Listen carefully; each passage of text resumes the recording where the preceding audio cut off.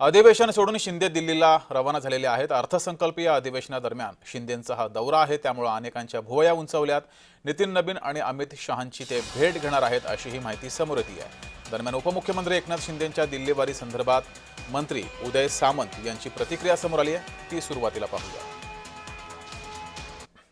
शिंदे साहेब दिल्लीला का गेले ते आम्हाला कोणालाच माहिती नाही। शेवटी दिल्लीमध्ये देखील नगर विकास खात्याची कामं असू शकतात, महाराष्ट्र शासनाच्या काही निधीसाठी ते जाऊ शकतात आणि सगळ्यात महत्त्वाची गोष्ट की ते एनडीएतले प्रमुख घटक पक्षाचे नेते आहेत, त्याच्यामुळे ती देखील भूमिका त्यांची असू शकते। त्याच्यामुळे मला असं वाटतं की त्याला राजकीय स्पर्श कोणी करू नये। अधिक माहिती घेऊया, आपले प्रतिनिधी कुणाल बोहिटे आपल्या सोबत जोडलेत। कुणाल, राज्यामध्ये अधिवेशन सुरू असताना एकनाथ शिंदे यांचा हा अचानक दिल्ली दौरा आहे, त्यामुळे अनेकांच्या भुवया उंचावलेल्या आहेत। नेमकी काय कारण असावीत, काय नेमकी चर्चा आहे?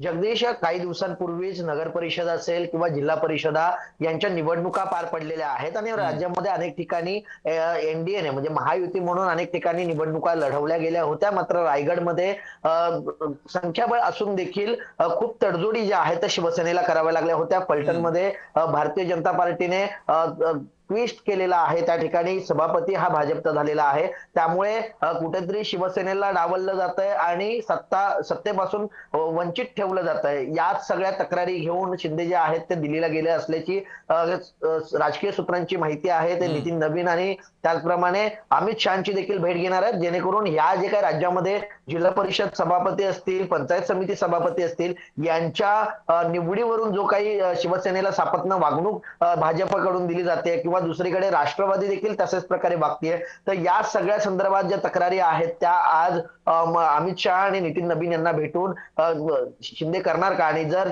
शिंदेने या तक्रारी केल्यानंतर या सगळ्या जागांसंदर्भात जो काही संभ्रम शिवसेनेमध्ये आहे तो सोडवणार का, हे पाहणं महत्त्वाचं असणार आहे। जगदीश, ठीक आहे कुणाल, तुम्ही असेच जोडलेले रहा।